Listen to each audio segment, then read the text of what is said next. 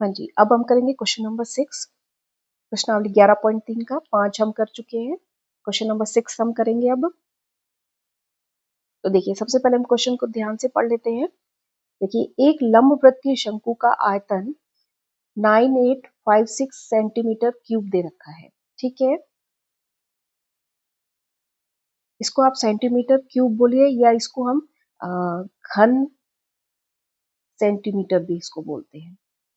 ठीक है,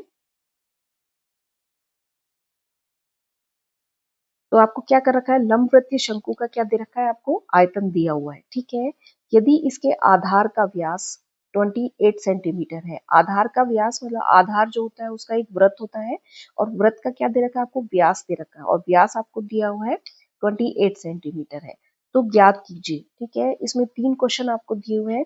सबसे पहले आपको शंकु की ऊंचाई ज्ञात करनी है, फिर उसके बाद शंकु की त्रियक ऊंचाई भी आपको निकालनी है, और उसके बाद इसमें दे रखा है कि शंकु का वक्र पृष्ठीय क्षेत्रफल भी आपको निकालना है। ठीक है, तो देखिए, थोड़ा सा ध्यान से देखिए, इसमें आयतन दे रखा है और आपसे क्षेत्रफल भी पूछा है। ठीक है, ये बहुत इंटरेस्टिंग क्वेश्चन है कि आपको शंकु का आयतन दे रखा है और उसका पृष्ठीय क्षेत्रफल पूछा है। ठीक है, तो देखिए इस क्वेश्चन को कैसे हल करते हैं। देखिए, सबसे पहले हम लिखेंगे दिया गया क्या है।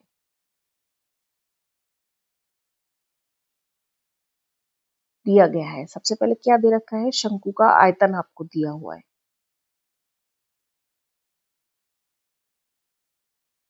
अच्छा, एक चीज और आप कंफ्यूज नहीं होने, इसमें दे रखा है एक लंबवृत्तीय शंकु। हम जो शंकु पढ़ रहे हैं वो लंबवृत्तीय है ये, क्योंकि लंबवृत्तीय क्या है कि यदि हम उसके शीर्ष को उसके आधार का जो केंद्र है, आधार एक वृत्त होता है, उसके केंद्र से जब हम मिलाते हैं तो वो एक सीधी लाइन आती है, वो एक स्ट्रेट लाइन आती है। ठीक है, इसीलिए हम वो एक तरीके से लंब आता है वो। ठीक है, तो इसीलिए हम उसको बोलते हैं लंबवृत्तीय शंकु। ठीक है, आया आपको समझ में, इसीलिए कंफ्यूजन नहीं होना। हम जो शंकु पढ़ रहे हैं वो लंबवृत्तीय शंकु ही पढ़ रहे हैं। ठीक है, तो इसका आयतन हमें दे रखा है 9856 सेंटीमीटर क्यूब, या इसको हम हिंदी में बोलते हैं घन सेंटीमीटर।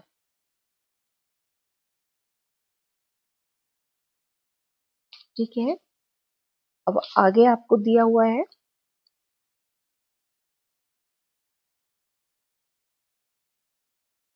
शंकु के आधार। आधार क्या होता है, एक वृत्त है का व्यास। ठीक है, आपको व्यास आपको दिया हुआ है 28 सेंटीमीटर। ठीक है, आया आपको समझ में। अब देखिए, सबसे पहले हम पहला क्वेश्चन निकालेंगे इसमें। तो पहला क्वेश्चन हमें दिया हुआ है कि आपको क्या निकालना है, शंकु की ऊंचाई निकालनी है।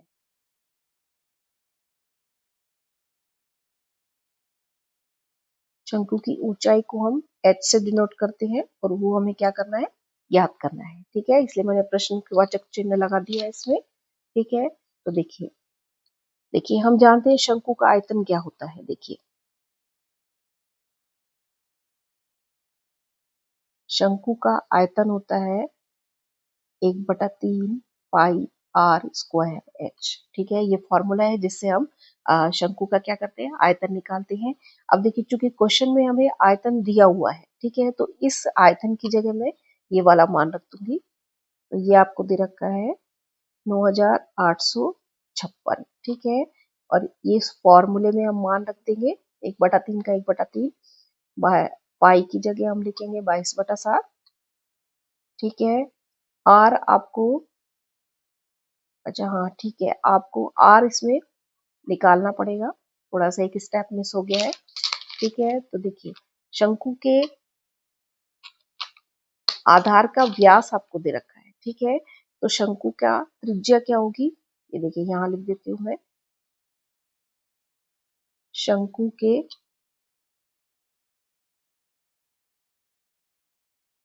आधार की त्रिज्या, जिसको हम आर से डिनोट करते हैं, और वो क्या होती है, जो भी आपको व्यास दे रखी है उसकी क्या होती है, आधी होती है।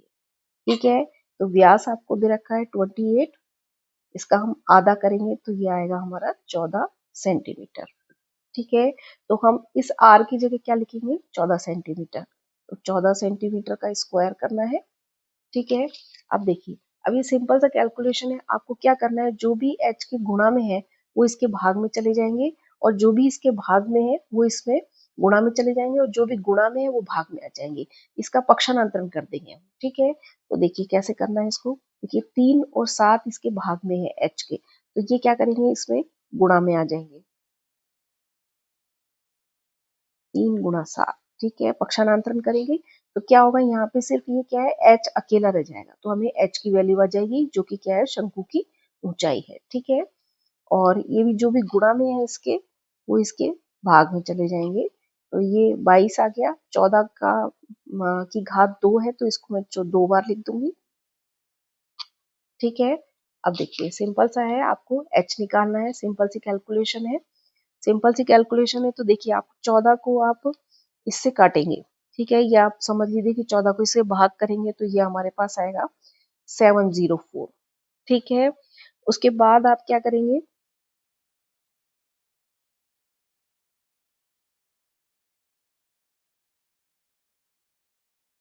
देखिए इस 7 से ये कटेगा 40, तो 2 टाइम जाएगा, ठीक है, 2 टाइम जाएगा। उसके बाद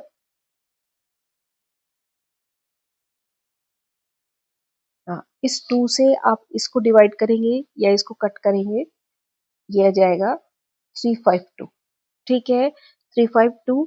उसके बाद आप इसको इससे कट करेंगे तो ये जाएगा 16 टाइम जाएगा, ठीक है, 16 बार कटेगा ये, आप इसको डिवाइड करके देख लीजिएगा।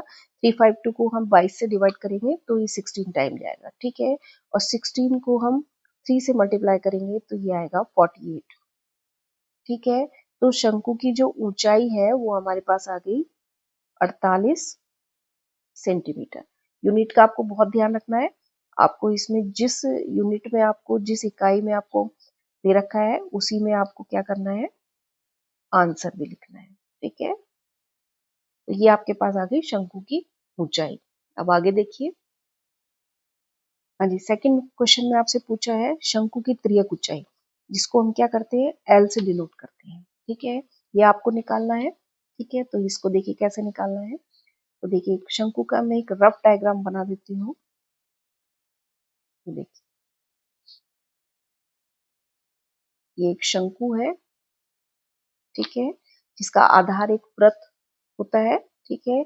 यहाँ शीर्ष से लेके इस वृत्त के केंद्र तक यदि मैं एक लाइन खींचती हूँ तो ये लंबवृत्तीय शंकु है, तो ये क्या करेगा, 90 डिग्री का कोण बनाएगा, यहाँ पे समकोण होगा, ठीक है, एकदम ऐसे जाके ऐसे सिंपल होगा तो ये 90 डिग्री का कोण बनेगा।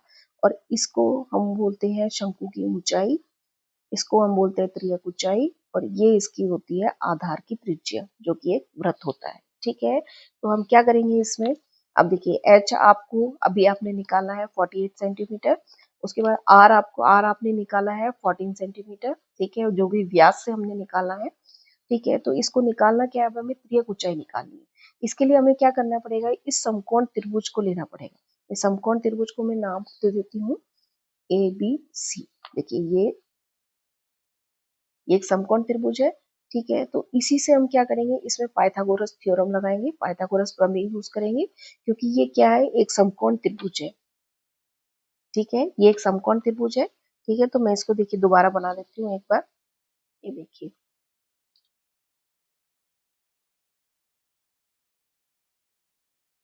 देखिए ये आपके शंकु में एक समकोण त्रिभुज आपको दिया हुआ है, जो कि ये 90 डिग्री का कोण बनाता है, और इसको मैंने नाम दिया था ए बी सी, ठीक है। ये आधार, ये एच है जो कि आपने निकाली है 48 सेंटीमीटर, ये इसकी त्रियक ऊंचाई है जो कि हमें ज्ञात करनी है, और आर हमने निकाली थी 14 सेंटीमीटर, जो कि हमने व्यास से निकाली है, ठीक है। तो अब हम क्या करेंगे, इसमें लगाएंगे पाइथागोरस प्रमेय, ठीक है। तो हम लिखेंगे पाइथागोरस प्रमेय से, और किस में निकालना है, आपको ये त्रिभुज दे रखा है ए बी सी, जो कि क्या है, समकोण त्रिभुज है, क्या है, समकोण त्रिभुज है, ठीक है। तो एक बात का याद याद रखिएगा कि पाइथागोरस प्रमेय जो होती है वो हमेशा समकोण त्रिभुज में ही लगाई जाती है। और क्या होती है वो होती है कर्ण का होल स्क्वायर बराबर होती है लंब का होल स्क्वायर प्लस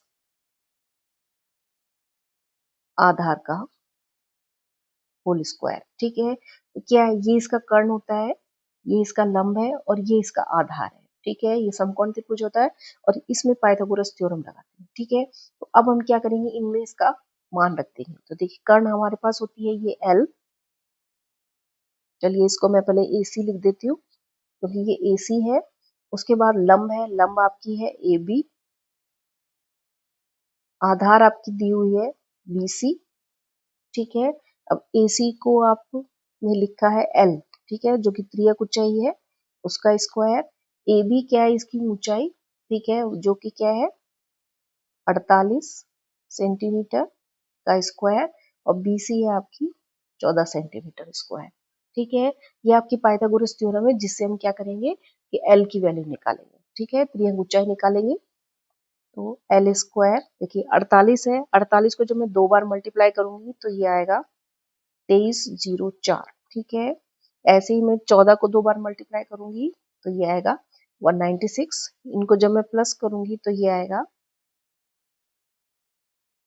ठीक है, 2500 आएगा।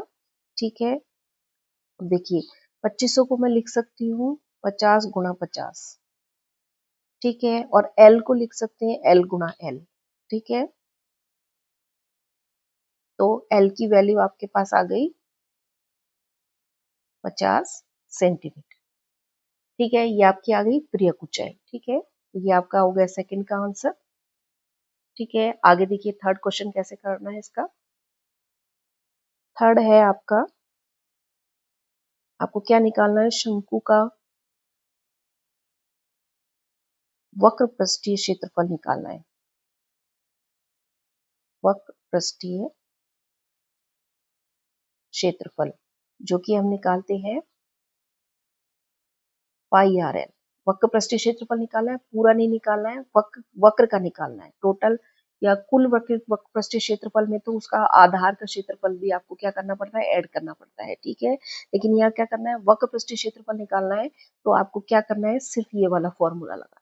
ठीक है, अब इसमें सिंपल सी वैल्यू रखेंगे, पाई की वैल्यू हम लिखेंगे 22/7, आर हमने निकाली है 14 जो कि व्यास से निकाली है, एल त्रियक ऊंचाई हमने अभी निकाली है जो कि हमारी आई है 50 सेंटीमीटर। ठीक है, तो ये सिंपल सी कैलकुलेशन है, ये 2 टाइम कटेगा और इन सबको जब हम मल्टीप्लाई करेंगे तो ये आएगा 2200। ठीक है, और ये आएगा आपका सेंटीमीटर स्क्वायर। ठीक है, या इसको आप हिंदी में लिख सकते हैं वर्ग सेंटीमीटर।